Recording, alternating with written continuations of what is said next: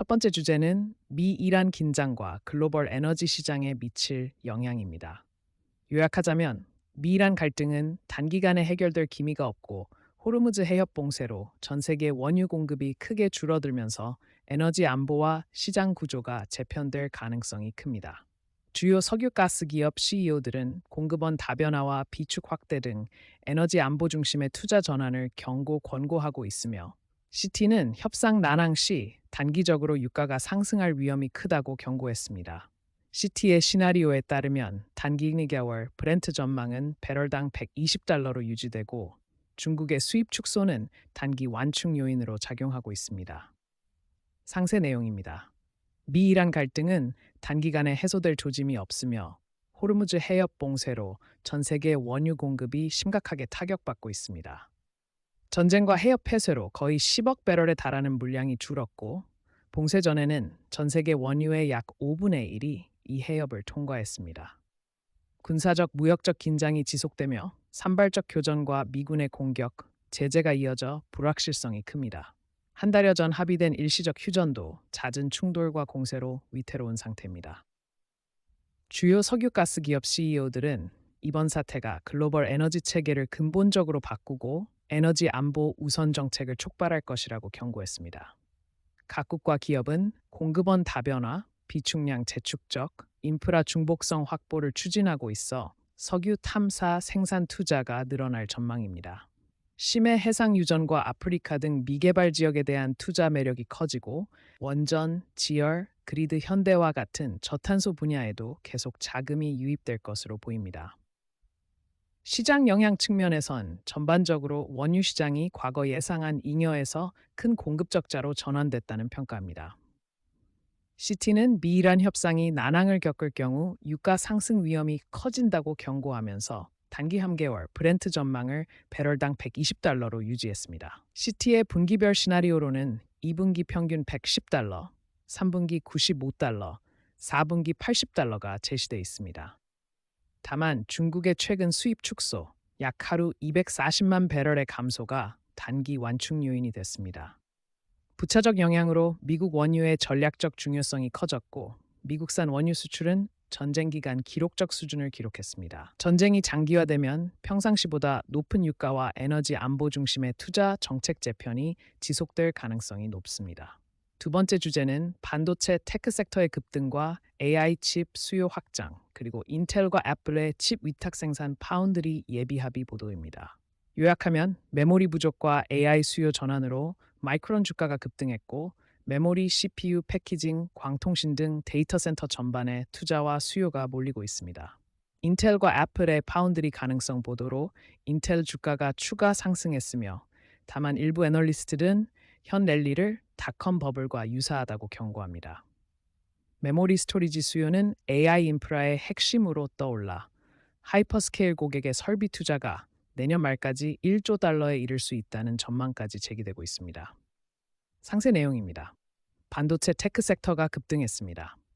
메모리 부족에 힘입어 마이크론 주가는 이번 주 약 38% 상승했고 최근 한 달 기준으로는 거의 84% 급등했습니다. 금요일 종가는 746.81달러였고 시가총액은 약 8,400억 달러 수준으로 2008년 이후 최강의 주간 실적을 기록했습니다. 마이크론은 삼성 SK 하이닉스와 함께 디램 시장의 90% 이상을 점유하고 있습니다. 가격과 이익률이 급등하면서 하이퍼스케일 고객의 투자가 내년 말까지 총 설비 투자 1조 달러에 이를 수 있다는 예상까지 나오며 메모리 스토리지 수요가 AI 인프라의 핵심 수요처로 떠올랐습니다. AI 수요의 초점이 GPU에서 에이전트 서비스 단계로 옮겨가며 CPU와 메모리에 대한 수요가 폭발적으로 증가했습니다. 이에 따라 AMD는 이번 주 약 26% 급등했고 시가총액이 급증했으며 인텔도 최근 한 달 연초 이후 큰 폭 반등을 보이며 복귀 중입니다. 인텔과 애플이 일부 애플 제품용 칩 위탁 생산 계약에 대해 예비 합의를 이룬 것으로 보도되며 인텔 주가가 큰 폭으로 올랐습니다. 애플은 현재 TSMC에 의존하지만 용량 한계 때문에 인텔이 유력한 세컨드 소스로 부상했고 미국 정부도 인텔 지원에 관여한 것으로 전해졌습니다. 에코시스템 전반의 수혜가 확산되고 있습니다. 메모리뿐 아니라 CPU, AMD, 인텔, 패키징, 광통신 분야까지 데이터 센터 스택 전반에 투자 및 수요가 몰리고 있습니다.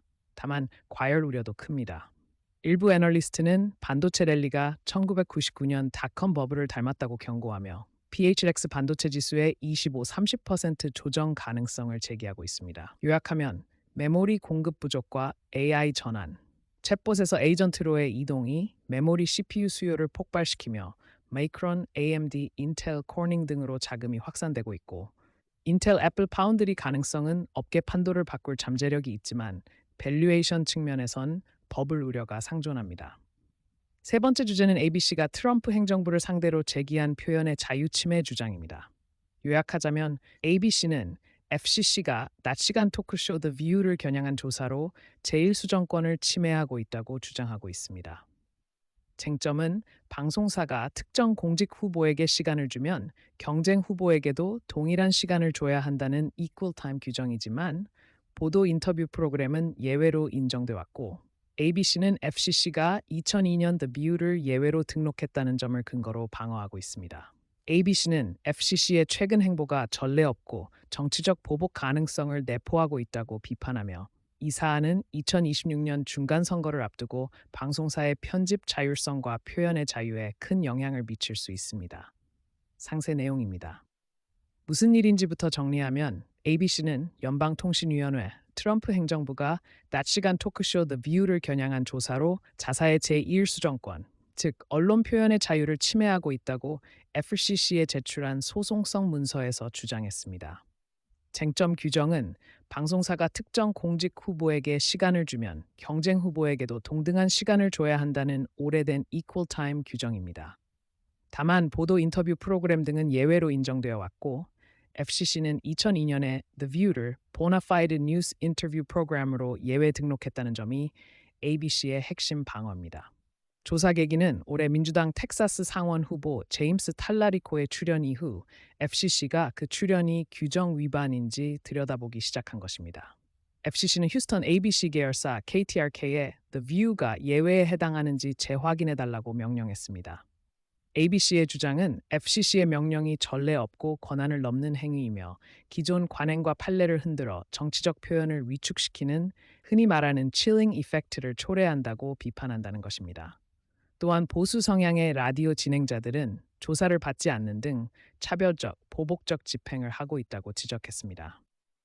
타이밍과 맥락을 보면 이번 문서는 FCC가 ABC 소유 8개 방송국의 조기 면허 갱신 심사를 요구한 직후 제출된 것입니다. 그 조치는 트럼프가 ABC와 일부 진행자들을 공개 비판한 이후에 이루어져 정치적 보복이라는 해석이 나왔습니다.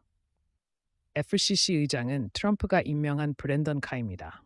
법적, 정치적 함의로는 ABC가 보수 성향의 유명 변호사 폴 클레먼트를 선임해 헌법적 다툼으로 키우려 하고 있으며 이 사안은 2026년 중간 선거를 앞두고 방송사의 정치보도 편집 자율성과 표현의 자유에 큰 영향을 미칠 가능성이 있습니다.